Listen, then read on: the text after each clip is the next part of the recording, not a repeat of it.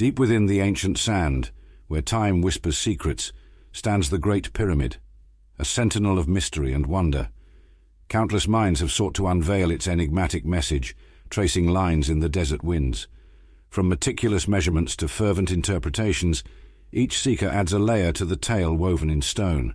Rutherford, with his precise calculations, dances on the edge of revelation, while echoes of ancient wisdom linger in the chambers. Amidst debates of scripture and science, the pyramid remains aloof, holding secrets close. In the shadow of eternity, it beckons, urging us to listen, to decode the whispers of eternity written in sand and stone. Decoding the Pyramid.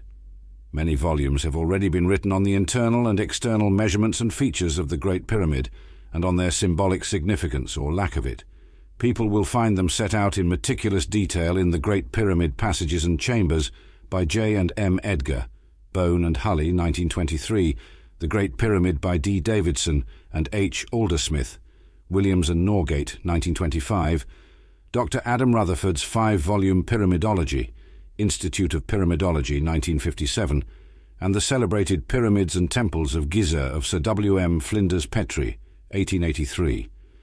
Rutherford in particular takes advantage of the fact that the quantity, which is basic to the whole design, can be calculated to a theoretically infinite degree of exactitude, and consequently he actually quotes most of his measurements to an almost incredible 10,000th of an inch.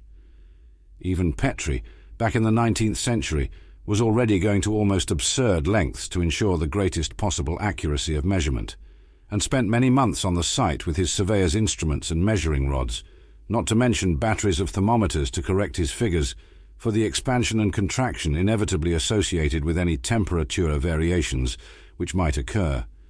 In fact, the almost fanatical efforts of later researchers to improve still further on Petrie's figures have led to the point where it can probably be claimed with every justification that the Great Pyramid has now become the most accurately and comprehensively surveyed building in the entire world.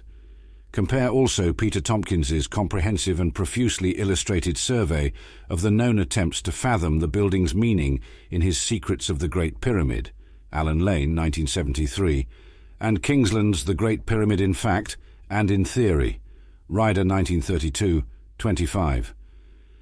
As for its alleged message, all the works mentioned have much to say on the topic. Rutherford, with time on his side, is naturally by far the most convincing, as well as the most readable, and his coverage is easily the most comprehensive.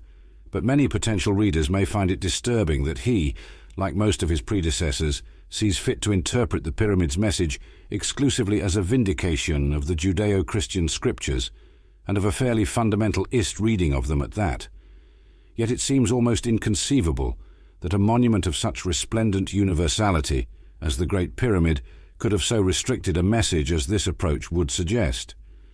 So unlikely does the thesis appear that there are many critics who would nowadays frankly suspect the pyramidologists of cooking the figures to fit their own preconceived religious notions, instead of allowing the pyramid to speak freely for itself,